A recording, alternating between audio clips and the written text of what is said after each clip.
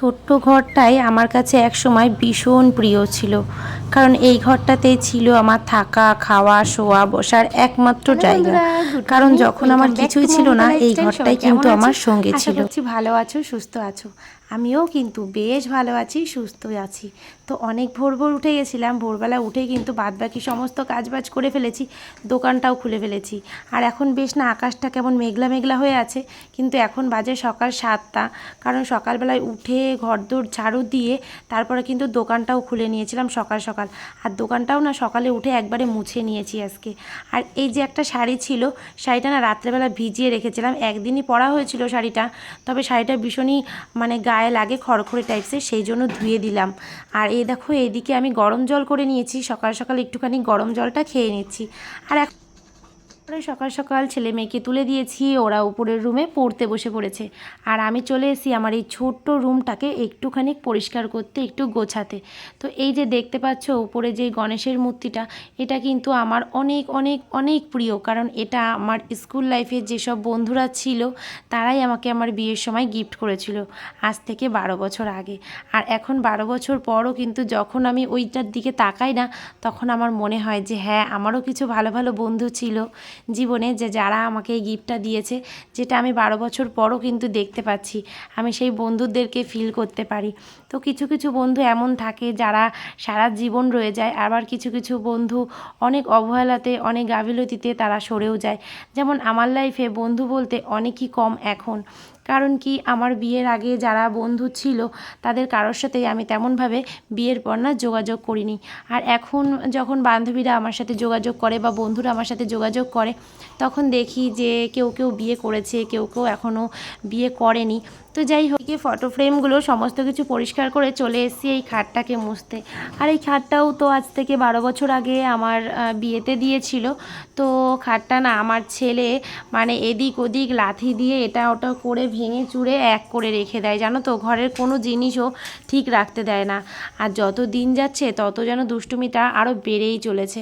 আর এদিকে এই টিভিটা, তো টিভির উপরে যে কভারটা পরিয়ে রেখেছিলাম, আমার ছেলে টিভি দেখতে অসুবিধা হয় বলে ও টিভির উপরের কভারটা আর একটা ফুল দিয়ে রেখেছিলাম সেটাও সরিয়ে দিয়েছে। মানে ওর সামনে যেগুলো নি পড়বে, ওর যেগুলো ভালো না লাগবে ও সেগুলো সরিয়ে দেয়। তো আমি যতই গুছিয়ে রাখার চেষ্টা করি না কেন, ছেলে মেয়ে থাকলে কিন্তু এটা হয়েই থাকে। তো অনেকেই জানো যাদের বাড়িতে বাচ্চা আছে যে বাচ্চারা কতটা দুষ্টুমি করে। তো সব বাচ্চা তো আর সমান হয় না। তো দেখো এদিকে আমি বেডশিটটা পেতেও নিয়েছি, নিচের রুমটা সুন্দর করে ক্লিন করে বিছনার চাদর টাদর পেতে গুছিয়ে দিয়েছি। এবার ছেলে মেয়েকে খাবার দিতে হবে সকালবেলাতে। তো তোমাদের দাদাভাইও আবার আসবে বাড়িতে, সকালবেলা তো সেই চা খেয়ে বেরিয়ে গেছিলো। আর এদিকে দেখো আমি চলে এসেছি রান্নাঘরে, আগের দিনে যে বাসনগুলো মেজে রেখেছিলাম সেগুলি র্যাকে তুলে দিচ্ছি। আর এক হাত দিয়ে কাজ করতে কিন্তু অনেকটা অসুবিধা হয়, কারণ আর একটা হাতে আমি ফোনটা ধরেছিলাম, যেহেতু এখনও আমার স্ট্যান্ডটা ঠিকমতো কেনা হয়নি। একটা কিনেছিলাম, বাট সেটা দিয়ে ঠিকমতো কাজ করা যায় না, কারণ অনেকটাই ছোট, সেই জন্য। তো ভাবছি একটা স্ট্যান্ড কিনবো, নয়তো আমার ভিডিও করতে প্রচুরই প্রবলেম হচ্ছে। তো দেখো এখানে সকালের ব্রেকফাস্টের জন্য বানিয়ে নেব আজকে একটুখানি সুজি। আর সুজি খেতে আমার ছেলে মেয়ে আর তোমাদের দাদা ভাই সবাই কিন্তু বেশ ভালোবাসে, সেই জন্য দেখো সুজিটা বানিয়ে নিচ্ছি। আর সুজিটা বানিয়ে নিচ্ছি কিন্তু আমুল দুধ দিয়ে, কারণ কি আজকে যখন দুধওয়ালা চলে গেছে আমি না ঠিকমতো খেয়াল করতে পারিনি যে কখন চলে গেছে, হয়তো ডেকেছে আমি শুনতে পাইনি। তো যাই হোক, দেখো এই যে সুজিটা হয়ে গেছে। আর সুজিটা খেতেও কিন্তু বেশ ভালো হয়েছিল, কারণ আমি একটুখানি ঘি দিয়ে সুজিটা হালকা করে ভেজে নিয়েছিলাম। তো দেখো সুজিটা রেডি হয়ে গেছে, এবার সুজিটাকে আমি নামিয়ে দিচ্ছি।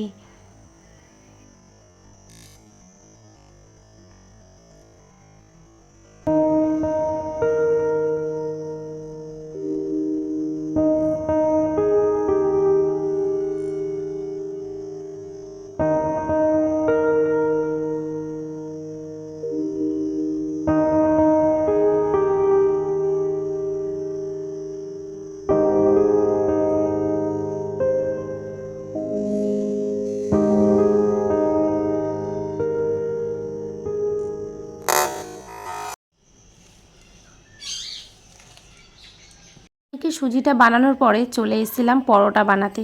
আর তোমাদের দাদা ভাইয়ের জন্য কিন্তু দুটো রুটি বানিয়ে দিয়েছি, কারণ সকাল সকাল পরোটাটা হয়তো পছন্দ করবে না খেতে, যেহেতু পরোটাটা একটু তেল আছে সেই জন্য।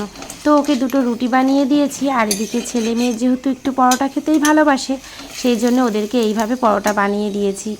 আর আজকে ঘিটা কম ছিল বলে সাদা তেল দিয়েই কিন্তু পরোটাটা ভেজে দিয়েছি, নয়তো অল্প ঘি দিয়ে পরোটাটা ভেজে দিতাম। তো যাই হোক, দেখো পরোটাগুলো না আমি ভালো করে ভেজে নিয়েছি। আর এই দেখো না, অনেকটা কিন্তু লাল লাল হয়ে গেছে পরোটাটা, কারণ কি ওই একা হাতে যেহেতু বেলছি তারপরে ভাজছি আবার ক্যামেরাটা ধরেছি, সেই জন্য একটুখানি প্রবলেম হয়ে গেছে। তো যাই হোক, দেখো এই যে তোমাদের দাদাভাইকে দিয়ে দিয়েছি খেতে, তারপরে ছেলেকেও দিয়ে দিয়েছিলাম খেতে। আর ওদিকে আমি আর মেয়ে বসে পড়বো খেতে। আর তার সাথে আমার ভাসুরের মেয়ে ছিল, তো ও এসছিল, তো আমরা তিনজন মিলে একসাথে বসে খেয়ে নিচ্ছি খাবারটা। আর এদিকে দেখো ব্যালকানিতে দুটো পাখি এসেছিলো, ওদেরকে খাবার দিচ্ছিলাম, তবে ওরা না ভয় পাচ্ছিল, বারে বারে উড়ে যাচ্ছিল। তো আমি ওদেরকে দিচ্ছিলাম খাবারটা, মাঝে সাঝে একটা করে নিচ্ছে আবার উড়ে উড়ে চলে যাচ্ছে। তো দেখো এই যে ছেলে বসেছে খেতে।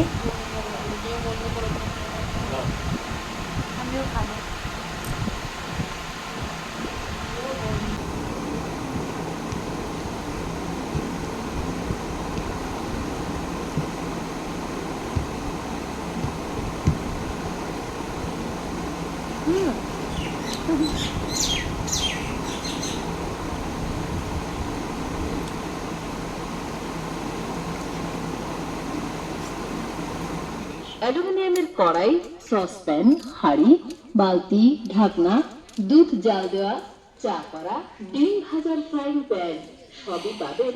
আর বাড়ির সামনে দিয়ে যতগুলো ফেরিওয়ালা এইসব জিনিসপত্র নিয়ে যায়, এইসব টুকিটাকি জিনিস আমি কিন্তু দাঁড় করাই। আর আমি না ঘেটে ঘুটে নেওয়া বেশি পছন্দ করি না। আমি যাকে দাঁড় করাবো, যার কাছ থেকে জিনিস দেখবো, তার কাছ থেকে কিন্তু কিছু না কিছু কিনি। কারণ কি খালি খালি একটা মানুষের সময় নষ্ট করাটা, ওটা আমার একদমই পছন্দ না। সেই জন্য আমি বাজারঘাটে গেলেও কিন্তু অনেক দোকান ঘুরে দেখা পছন্দ করি না। যেই দোকানে ঢুকবো সেই দোকান থেকে কিছু না কিছু নিয়েই বেরোবো। তো আমি এইরকমই, কারণ আমার না নিজের কাছে খুবই খারাপ লাগে ওই একটা মানুষের সময় নষ্ট করব, সেটাই ভাবি।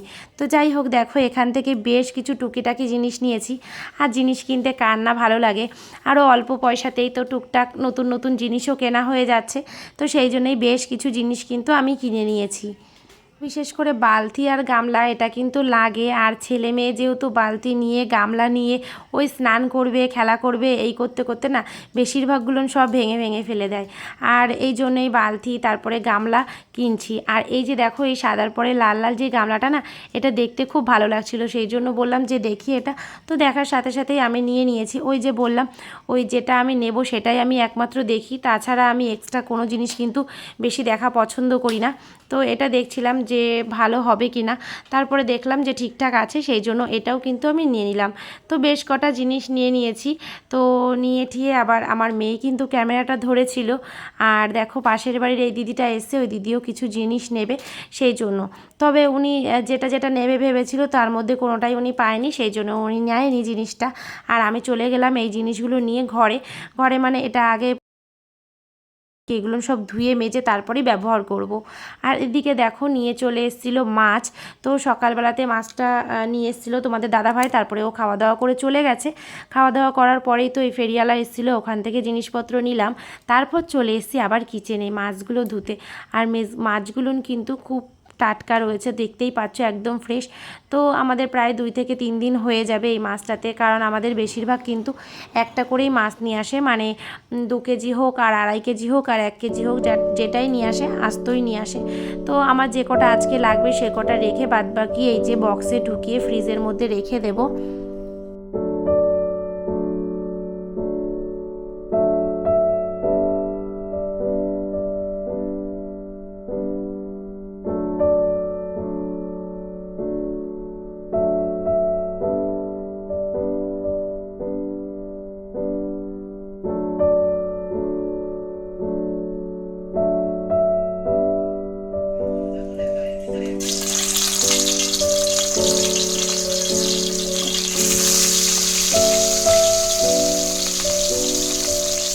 আমি মাছগুলোকে ভেজে নিচ্ছি। আর ওদিকে আমার সবজি সমস্ত কিছু কেটে গুছিয়ে নেওয়া হয়ে গেছে। আর এদিকে চালটাও ধুয়ে নিয়ে চলে এসেছি, এখন আমি ভাতটাও বসিয়ে দেবো। আর আমি দেখো এই যে মাছ ভাজা বসিয়েছি আর গ্যাসটা একটু আস্তে দিয়ে দিয়েছি, কারণ মাছের যে তেলগুলো ছিটকাবে তো সেগুলো গায়ে লাগতে পারে, সেই জন্য গ্যাসটা একটু আস্তে দিয়েছি। যেহেতু আমি চাল দিচ্ছি হাঁড়িতে সেই জন্য। তো দেখো এই যে চাল দিয়ে দিয়েছি, দুপুরের মতনই খালি ভাতটা করছি। আর এদিকে তো মাছের ঝোল হচ্ছেই, আর করে নেব টক ডাল। তো দেখো এই যে রান্নাবান্না আজকে আর তেমনভাবে তোমাদের সাথে রান্নাবান্নাটা শেয়ার করব না, যেটুকুনি পারছি সেটুকুনি তোমাদের সাথে শেয়ার করলাম। তো এদিকে দেখো পটল দিয়ে আর আলু দিয়ে মাছের ঝোল করে নেব। আর পটলটা যেহেতু আমার ছেলে খায় না, তো ও দেখার আগেই ওর জন্য আলু দিয়ে মাছের ঝোলটা তুলে রাখবো। তো দেখো এখানে আমার মাছের ঝোলটা হয়ে গেছে, আর মশলাটা বলতে শুধু আদা জিরে দিয়েছিলাম। তো এদিকে দেখো বছরের প্রথমই ফল নিয়ে এসছে, তো আজকেই প্রথম আমাদের বাড়িতে এই যে লিচু নিয়ে এসছে আর আম নিয়ে এসছে। তো লিচুটা ছেলে খায়, মেয়েও খায়। তো ছেলে আবার পাকা আমটা কিন্তু খায় না, মেয়ে আবার আম খেতে খুবই ভালোবাসে। আর ফলের রাজা হচ্ছে আম, আম না খেলে কি ভালো লাগে বলো তো? আমার তো আম খেতে ভীষণই ভালো লাগে। তো এই দেখো তোমাদের দাদাভাইকে বলেছিলাম আম আনতে, আর এই যে আম নিয়ে এসছে, এদিকে 4টে আম নিয়ে এসছে। আর কালকে তো গেছিলাম বাপের বাড়িতে, তো সেখান থেকেও আম দিয়েছিল আমার বড় মা কিনে। তো আম তো আমার খাওয়া হয়েই গেছে, আর আমি তো আম খেতে ভীষণই ভালোবাসি। কাঁঠালটা আমার ততটাও ভালো লাগে না, ছোটোবেলা কিন্তু কাঁঠাল ভীষণ ভালো খেতাম, কিন্তু যত বড় হয়েছি কাঁঠালটা আমার আর এখন অতটা ভালো লাগে না। তো দেখো এই যে ফলগুলোকে আমি ভালো করে ধুয়ে নিচ্ছি, ধুয়ে তারপরে ছেলে মেয়েকে দেবো। তো ছেলেকে লিচুগুলো দেবো আর মেয়েকে আম দেবো। তো চলো আজকের মতো ভিডিওটা আমি এখানেই শেষ করে দিচ্ছি। তো এবার পিকুর পেয়ারা নিয়ে আসুন, কি খাবে ও? পিকু আইসক্রিম খাবে? পিকুর পেয়ারা নিয়ে আসো।